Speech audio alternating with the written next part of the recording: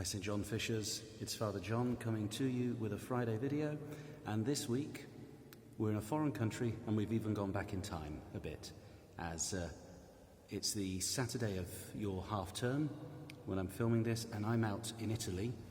I'm at Villa Palazzola, which is above Lake Albano, just outside of Rome. Villa Palazzola belongs to the Venerable English College in Rome, which is where a number of us have trained for the priesthood. And we use Villa Palazzola for retreats and conferences and talks, and also a place to escape from the heat of the city in the summer and come and just have a little bit of downtime. I'm out here for a very happy occasion. My friend Father Anthony is 60 years a priest this year.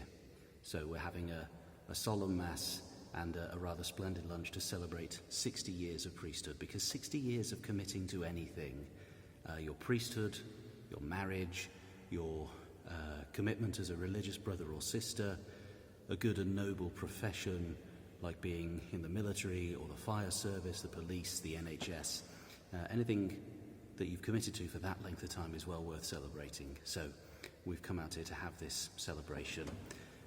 And this is also a very special place for me, this chapel at Villa Palazzola, because it's where myself, a lot of my friends and a lot of other priests who I admire very much have been ordained as deacons.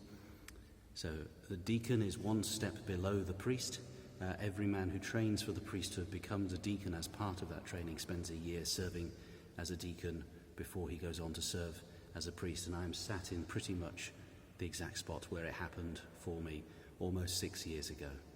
So we'll also be taking the opportunity to just have a few quiet minutes of prayer and thank God for all the blessings that have come to me over the years of service in holy orders, particularly service as a deacon. The other great thing about being a Catholic is this link with the past and present. And past and present mingle quite nicely in Catholicism, and you get the chance to walk quite literally in the footsteps of saints. We often think of saints as people who lived ages and ages ago, were absolutely perfect, and we've just got these wonderful images and visions and legends about them. Well, here in this chapel, two saints born and raised in the 20th century have visited. Pope St. Paul VI and Pope St. John Paul II.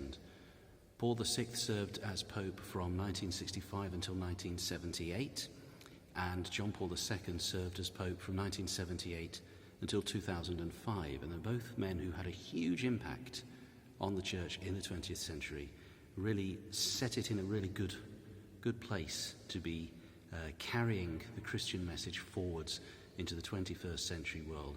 And because of their heroic holiness, their great contribution to the Church over the years, they were both declared saints in about the year 2014, if memory serves. But they each came to visit this chapel as well, and so wonderful chaps who committed to the Church, who gave everything they were to the Church, who left the Church in a better place for them having been a part of it. It's wonderful to be able to walk quite literally in their footsteps. And you may not be able to make out, but in this fresco here, behind the high altar, there is even a fresco of our school patron, St. John Fisher, because when the English College in Rome was being established, it was being established because of the different persecutions taking place in England, how difficult and dangerous it was to become a Catholic. And those Englishmen who were training in secret for the priesthood here to then go back and minister in secret were inspired by the stories of other heroic martyrs for the faith who'd gone before them, including just here in this painting, our very own St. John Fisher. So there you are, a little link with your own secondary school all the way out here in Italy, just outside the Eternal City. So, St. John Fisher, pray for us. Saints John Paul II and Paul VI, pray for us.